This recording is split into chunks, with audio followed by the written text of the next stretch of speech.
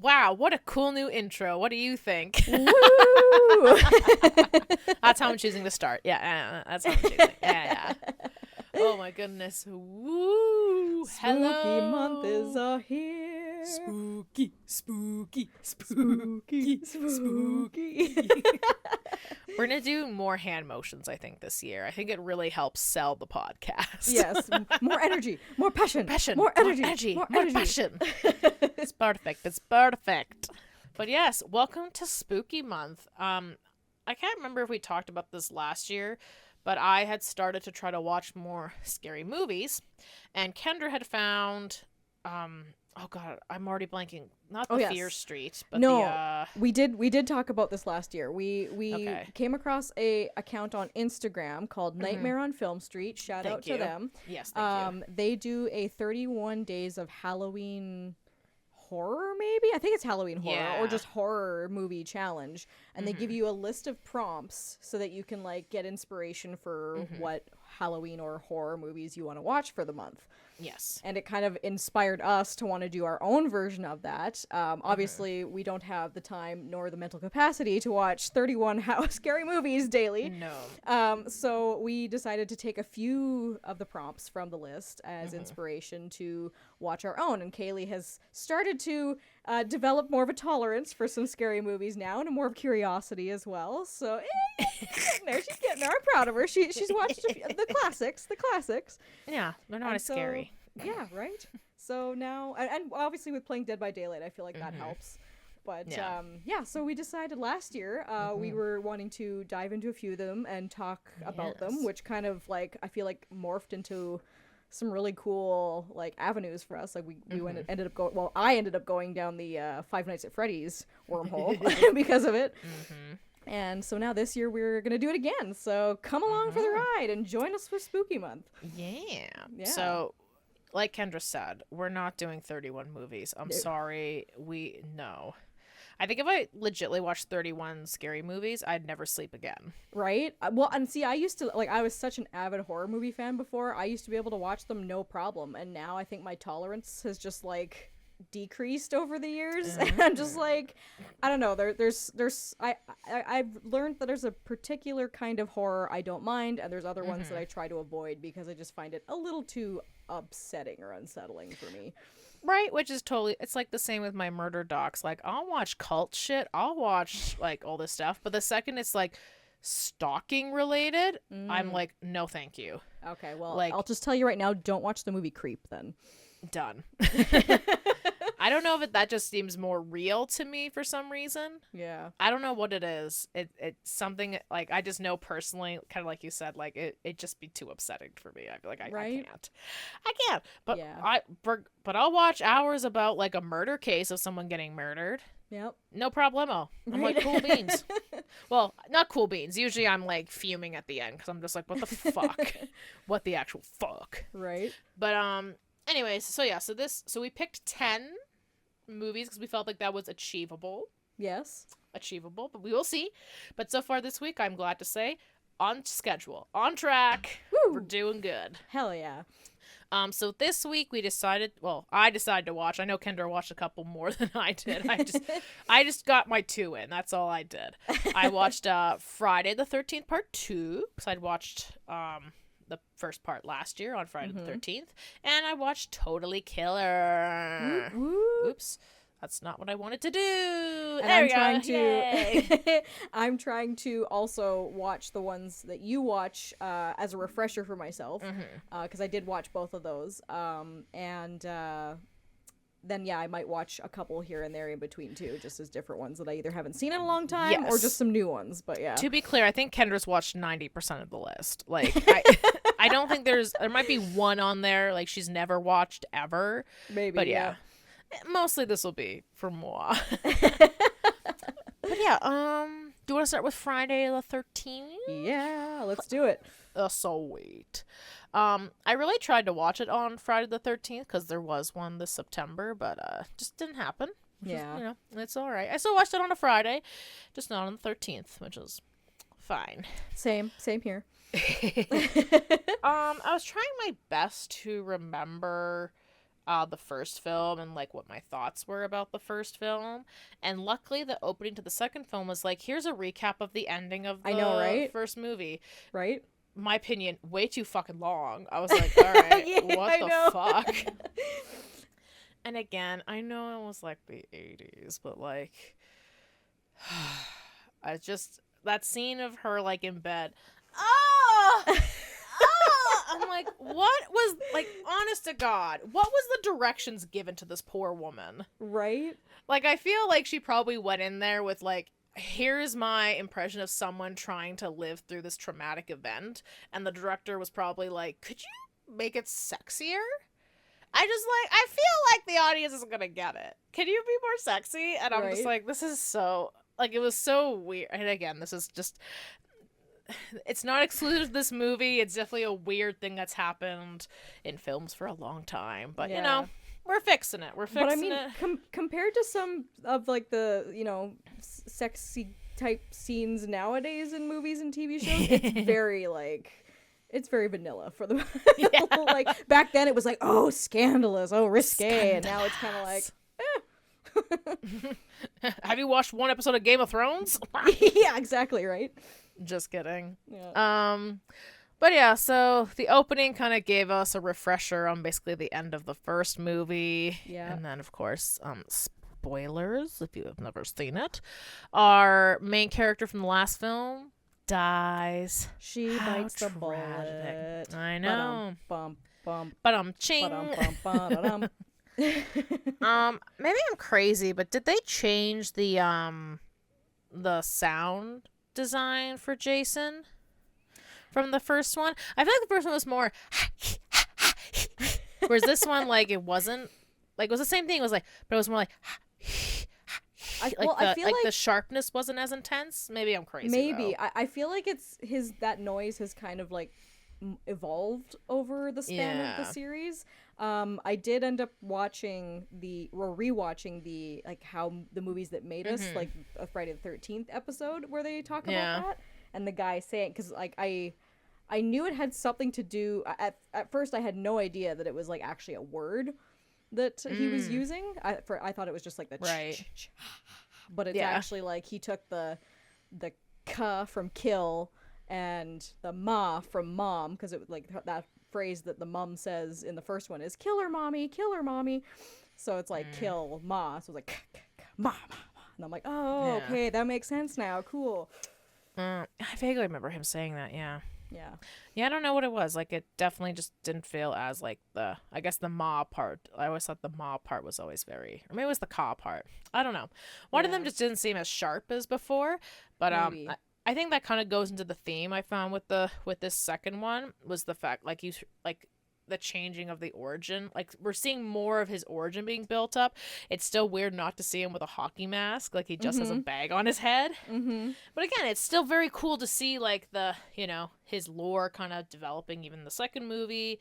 I did watch the preview for, like, the trailer, sorry, for the next one, and he does finally have his iconic hockey mask. So it's very it's cool to see the evolution of it, and I'm just kind of, I wish there was maybe another, I don't know, maybe there's a documentary of how it's made, how they finally decided on maybe a hockey mask for him, but... Yeah, I don't know, because I know the original director had nothing to do with it, because I believe I think he only did the first two movies, if I'm not mistaken. I could be wrong, but... Interesting. Yeah, because he did say in that documentary that he had no responsibility for the hockey mask. That was not his idea, so...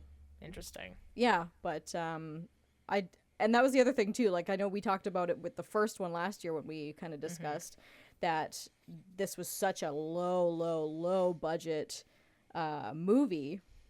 I don't think as low as Halloween. I think Halloween might have been even lower, but because of that, it's very interesting to see, like, the creativity, but also the corniness of, like, how they achieved certain things, and I just had to keep, like, reminding myself of that whenever I'd notice, like, a kind of a cringier moment happen. I'm like, oh, but it's kind of an indie film, you know, like, they had to use what they could, and so it just made it more enjoyable for me that way. I did find, though, compared to the first one was way more graphic. Yeah, definitely. And again, I'm a person who's like, again, as we kind of talked about, like violence, unfortunately, maybe doesn't faze me, which might be a serious issue, which maybe I'll consult a psychologist later in life. But because I just remember, because I think maybe from that same documentary, they talked about how I think Halloween came out before Friday the 13th.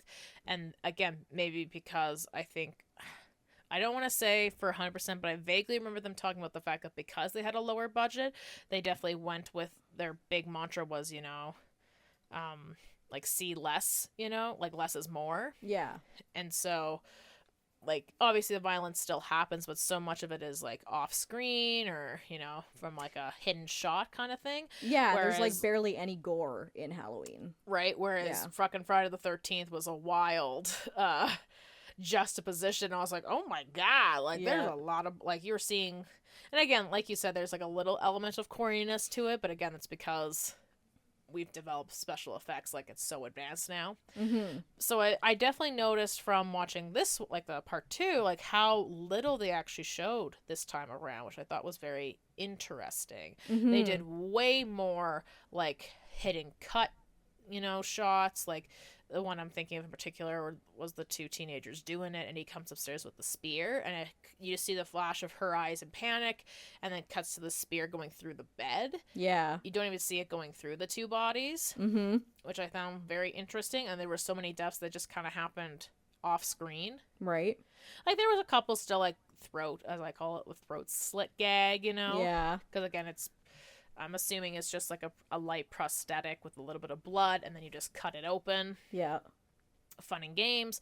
But yeah, compared to like what I remember from the first one, it was way more graphic. So again, maybe there's not a big reasoning to it, but it's just an interesting change I noticed from the first to the second movie.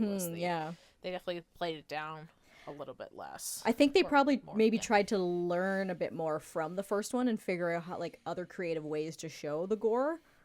And obviously I'm sure that probably helped with the budget too. Right. For like prosthetics and like all that kind of stuff. But I feel like that might be one of the main things for that. But it's interesting to think too, like when you think of Michael Myers, you don't really think so much about the gore. You think more about the stalking and like the creepy kind of silent, like, figure in the background. And when I think of Jason, I think more of like the bloody gore kind of violence and stuff. Right. Yeah. So I wonder, and again, I should have looked this up. Maybe because I think, again, Friday the 13th, the first part was successful, but I think Halloween was more successful. So I wonder if they were trying to take notes from that then. I believe so. Yeah. I believe they took some inspiration. Yeah. Yeah, because I think I remember in that How It's Made, they talked about how they were like, yeah, we saw it, and they were like, less. So we were like, we're going to do the opposite. Yeah. But maybe they, changed gears for the second one. Be interesting to know, and maybe, truthfully, like you said, maybe it's just the budget was tight, so they're like, we can't do as much. But it'd be interesting to know what the reasoning was. But I think the other thing I noticed watching the second part of how much, like, all the similarities I saw to the remake with Jared Padalecki and Daniel Panabaker. Right, yeah. Of them having, like, his shack thing and the shrine to his mom's head and stuff like that. And I was like, oh, yeah, that was in that one. Like, I was like, oh, interesting. Like, a lot of it pulled, again, showing that they clearly care about the source material. So I was like, oh, that's kind of interesting. Yeah. I found that a lot, at least watching this part 2 one. Right. I'm a little sad for poor Mark. I was like, man, couldn't even have sex before he got killed. I know, right? Poor guy. I was like, oh no. The second I saw him on screen, I was like, are you fucking kidding me, man? Really, right? Jason? Low-hanging fruit for you. Come on, man. Right? But the best part of this movie was the dog survived. I hope so. When we opened up to that dead, I was like, what in the garbage? And then when they were like, who is it? It's the dog. It's and the then, dog. Of course, he like comes through like the fucking window and it's like, dun, dun, dun, dun, dun. Right. And I was like, wow. But then we don't know where her boyfriend is or fling situationship other guy is. And if the dog is even alive, very frustrating. This is true. So I will say her owner is kind of garbage. Like, I can't, like, what was the dog? I was going to say Muffin. Yeah. Muffin is your typical, I don't think the phrase was there back then, but it was a purse dog. Like, it was straight up a purse dog. You had it in the wilderness running around and... with a bow tie in its hair, too. Yeah. And the owner's like, ah, shit, I can't find it. Oh, it's supper time. I guess I'll go have supper. And I'm like, okay, so I know we're going to get a little intense here. So I don't know where they are in relation to the sun, but if it's the summertime, which I think is a good assumption to make, the sun is out for a longer period of time. And even by the time she looks at the dog again, it's fucking pitch black. So are you fucking telling me she, like, left that dog unattended for 6 hours in the woods? That purse dog? Like, you know what? I didn't feel bad when she died. I was like, you know what? You fucking deserve it. Get the fuck out of here. Irresponsible pet owner. Yeah. Bad on Jason. I don't like that he attempted to kill the dog, but, like, bad ownership, Right? Bad pet ownership. Right? Can we change the rules of horror instead of it being, drunk, like, under the influence or having sex? It's that if you're a horrible pet owner or a terrible person, get the fuck out. But overall, I had a good time. Like I said, I liked seeing the expansion of his lore, so I think the other thing I kind of missed from the first one was when you find out it is, like, his mom that does it. Mm-hmm. She starts running through the camp and finding, like, all her friends dead. Mm-hmm. Whereas a lot of them, like, you actually don't see their bodies. Yeah. And again, maybe this is, again, a test to, like, we didn't have the budget for it, maybe, or something, but, like, I did really miss that. They did show a scene near the end at the altar where the mom's head is. There was a couple of the bodies there. Like, I think the wheelchair boy and then the girl with the dog was, like, laying there for sure. Yeah. There was a couple. It was hard because I don't know if they just had makeup on, but some of them looked like they were, like, decomposed already, which didn't make any sense to me. So I definitely picked out the one girl, but I was like, oh. I don't know. I know it's a weird nitpicky thing, but that was something I really enjoyed from the first one. So to have most of these characters die off screen and then just disappear, never to be seen again, I was kind of like, that kind of sucks. Yeah. Because the pacing of this one was very odd to me. I don't know. Maybe you felt differently, but the pacing of this one felt odd. To be fair, I think agree. The first one was really fucking long, but the pacing of this one was odd. I feel like, I don't know. Like, it'd be cool to, like, even get some more information. Like, I know they just kind of covered the first movie in that documentary, but it'd be cool to, like, learn more as they evolved throughout the movies, like, what happened in certain things. Because, like, it felt like they were starting to develop the lore and the story more in this one. So I wonder if that, like, happened halfway through, and that's kind of why the pace was weird, or maybe if they were just trying to balance the whole, because the first one there's really no story. It's just like, oh, we set up the legend and then that's it. But this one, it's like, I really liked the scene where, like, she figures out, oh, if I put the sweater on and make myself look like the mom, I can control him. Like, that was kind of interesting. So yeah it is. And I mean, speaking on that note, having Jason develop his mommy issues at an early stage, there's that fun scene at the bar where she's like, but what if, like, he, like, saw the thing. I was like, I like how this is just info dumping, like, straight up info dumping, like, thank you. And I mean, I know this is, like, a stupid nitpick to have again, but, like, the first one makes sense. You're a mom avenging the death of your son. But then, like, does he come back and age into a man?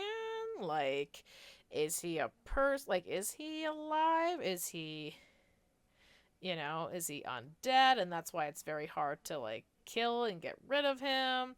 I know it's, like, the weirdest nitpick to have in a supernatural horror film, but to me that's not exactly laid out cleanly. Right? I feel like there's different adaptations, because I do recall at some point, again, I don't know if this was like a continuation of the, like, current story or if they retold it a different way, but I do remember one time where they had to return it was either his head or her head to his grave, and then all of a sudden, like, the mom's voice starts coming, being like, rise again, Jason, you need to get rid of them, and blah blah blah. Like, so he was dead, like, in a grave. Right. They had him in a grave, and then he, like, came alive again. So but again, I don't remember if that was, like, another adaptation of Friday the 13th, or if that was the continuation, like, part 14 or whatever of this series. So. Right? Yeah. Yeah. Again, I know it's, like, a weird nitpick to have. It's like, is he still alive or if he's dead? Yeah. Again, a very weird nitpick to have, but like, I get where they were going, where it's like, oh, he saw his mom die, so then he came back, but yeah. But I just want some clarification. Right? And I guess, I mean, maybe in this aspect it doesn't necessarily take to it, but I know that they have said, like, if you put too much detail, it's no longer a horror movie, because, like, part of it being a horror movie is to kind of leave some things to the imagination and not explain so much, because you're not really there for the story, you're there for the thrills, I guess, for the most part. But yeah, so I guess you can kind of suspend some disbelief or, like, make your own assumption, but I need every detail. Can't handle it, Kendra. I can't. My little brain can't handle it. But yeah, I don't know. I had a good time overall. I maybe like the first one, maybe a smidge better, but yeah.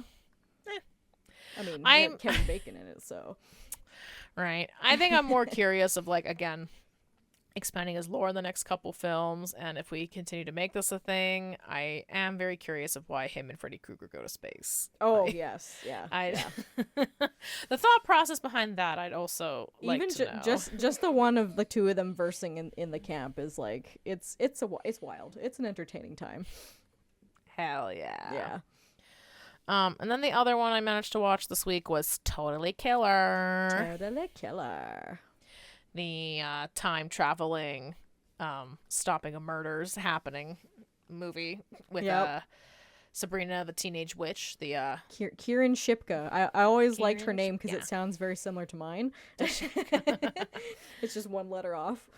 I was like, that's cool. It's cool. I didn't mind it. Yeah.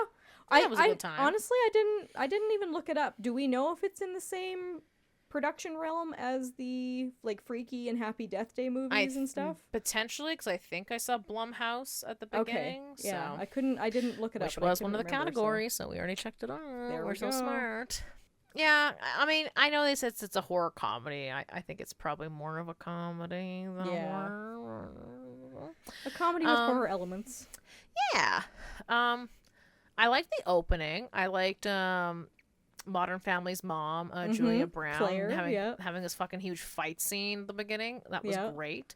I immediately was like, oh, this is like Scream all over again. This is great. Right. But then she again, spoilers if you've never seen the movie, she unfortunately passes away, which very much upsets her daughter, and her best friend is coincidentally making a time machine for the school fair. Like, what a coinky dink. Just, as you do. As you do, yeah. As you do. And so she's trying to get to work because she does want to try to go back and maybe prevent the murders from starting. Sorry, I should have clarified. There's a killer. I already forgot the name. A masked killer. I can't remember the name, but it's like a Billy Idol mask I think he's wearing or something. Yeah, it's with a leather jacket, and basically, I think he was called the 16 Killer because he killed 3 girls who were just turning the age of 16 and stabbed them 16 times. Oh yeah, that sounds right, yeah. So he kills 3 people back in the 80s, but then is quiet for years, and then to present day, he supposedly comes back and kills her mom, so then they're thinking, oh, if we go back in time, we can stop the murder so then my mom can live.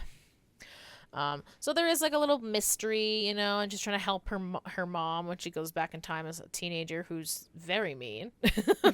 They're all very mean. Yep. But I don't know. I did enjoy it. I think there was definitely, like, I was hoping for maybe more funny scenes, and there was some pretty good funny scenes, but there was a lot that was just kind of like, I'm from the present, and this thing from the past sucks. It's like, yeah. And I mean, like, I think you're definitely allowed to make some of those jokes. Like, I did enjoy when she was like, hey, I need to look up this student's, like, when's this person of class? And then she goes, I know you probably can't give me that information. And then she just hands it over. She goes, oh. God, I wonder what flights would be like in the 80s. So there's some times where I'm like, that's really, I think my favorite was the one where she's like, I have the killer's DNA. And the guy's like, what's DNA? What's DNA? Because I think legitly, like I think they may have started using it, but it really wasn't until the 90s that it really was taking over. And she's trying to explain this database, and the cop is just having none of it. He's just like, oh, like, yeah, I'll print it into the database. Yeah. Like, sometimes I'm like, okay, that's really funny because I feel like they elaborated, you know, and added to it. But there were a couple moments where it's just like, there was one where they were talking about this girl who dies in a drunk driving accident, and this kid's just like, yeah, because she's a woman. And she's like, well, no. Yeah. It's probably because she was drinking. There were still a couple jokes like that where it's like, yeah, ha. But I feel like the better ones were like the DNA sequence, or again, the student schedule, because again, they were adding more to it than just saying, this is an observation I've made, or that's not the same like in current time. Yeah. So I wasn't a humongous fan, but I mean, there's a couple ones that I think were bangers, but not all of them hit, you know? Yeah. The pacing, again, was interesting. I found it a little odd. Yeah, it kind of had a bit of a slow, like it started, it was intriguing at first. It really got you, and then it kind of like slowed for a little while, and down. Then there was also a weird shot I found where, like, I guess she was at the school, but then left to go talk to the cops, and then came back to school. Like, that to me felt like it was so out of place. Like, they shot it as if, like, I think we need this to fill in why she has to do this and not go to the cops. Oh, okay. And then continue the story. Like, it felt very odd to me. I was like, oh. Okay. Like, they clearly just had to insert it for some reason, and it felt more out of place to me. But, yeah, the middle was a little weird at some points, but then when we started getting near the end, we picked right back up, and I was like, fuck yeah, let's go. I think my only other critique, other than, like, yeah, some of the, you know, this time joke difference, was I felt like the mystery overall of who the killer wasn't done super well. Yeah. Mostly because, like, I love a good mystery. But I feel like most of the time she was obviously trying to protect her mom and her friends from dying, which makes sense. That's the premise of the film. But, like, the actual story and trying to figure out who the killer was, it was more just said at you, if that makes sense. Mm-hmm. Like, to me, there was no actual, like, we're trying to actively figure out who the killer is. They just wanted to stop the killings, which is fine. But then they're all standing over the body of the killer, and again, they're just all talking at each other. And I'm like, I'd say, unfortunately, that was probably one of the low points of the film. Yeah. But, I mean, overall, like, I had a good time. And like I said, like, the beginning, like you said, it was, like, really good, had that hook. The middle was a little slow at times, but then when we picked back up, it was like, fuck yeah, let's go. Right? It's basically like if you put Scream and Back to the Future together, like, the storylines of that. And I feel like, considering it was I want to say fourth or fifth movies, like, of that whole kind of horror comedy realm that production company has been doing, because there's been the Happy Death Day movies, Freaky, and then I think this was the latest one, I believe, if I'm not missing one of the another one in there. But yeah, I enjoyed it at the time, because it was like it was having really enjoyed all those other movies. I'm like, ooh, I wonder what they're gonna do next with this kind of cool, like, sort of playing on these tropes but adding a horror element to it. Yeah. And I mean, yeah, I think it's nice because, yeah, it's like, again, like, I argue it's probably not too much horror and more of a comedy, but it's in the realm of Stranger Things more, kind of like adventure thrill kind of thing. But yeah, I had a good time overall. Yeah, me too. But yeah, I think definitely after watching this one, I am more excited now to watch Happy Death Day and Freaky, you know. I like this genre idea. You don't think it would work, but, like, it does. Right? Like, somehow mesh really well together. Yeah, totally. And especially the Happy Death Day ones. Like, I really got such a kick out of that, mainly because, I mean, it's inspired by Groundhog Day, like the movie Groundhog Day, and having being a Supernatural fan, and one of, like, the most iconic episodes of Supernatural is the Groundhog Day one, where you know, Sam keeps waking up every Tuesday to Dean dying, and, like, he dies in different ways and stuff like that. It's a fun, like, take on it to kind of flesh out that story and have, like, have fun with the horror aspects of it. So yeah, and yeah, I really liked it. I think it's fun when they can do that kind of stuff. Oh, hell yeah. Like you said, I'll definitely keep my eye out for, like, if they do more like this. Because, yeah, obviously, the more you watch it, the more they're going to make it. So Yep. we'll have to see what it holds. Right? But, yeah, I think so far we're going on a positive note, I think. Yeah. I like the first 2. And so, yeah, hopefully, as long as our schedules work, we're going to watch another 2. And we'll talk about it next week. You bet. But, I'm excited. Right? But thanks so much for watching our silly little faces, guys. This, like we said, this is the start of Spooky Month, so there will be an episode out every Tuesday this month, all about the spookiness. So please stay tuned to all of them. Yeah, join us for Spooky Month. If there's movies that you guys are watching or have any recommendations for, let us know in the comments. And consider giving this video a little like-see, because Kendra made a really cool intro, especially for this month, so she deserves all the thumbs up, so please give them to her. Even cut off your own thumbs and send them to her, please. Well, she gets all the thumbs up. Do it! And consider subscribing to 2 pretty cool gals. Like we said, we got lots of stuff planned for Spooky Month in terms of the podcast, and hopefully, fingers crossed, everything goes according to plan, something extra special for the end of the month. Ooh. So, you gotta subscribe to stay tuned to that. You bet. Also, follow us on Instagram. We're funny there too, okay, people? Yeah, I realize we don't shout out our Instagram, but we should. Follow our Instagram. Fuck it. But yeah, watch all the content, and we'll see you next time. Bye-bye. Bye-bye. Ooh, monkey. And slap. Or boo. Boo.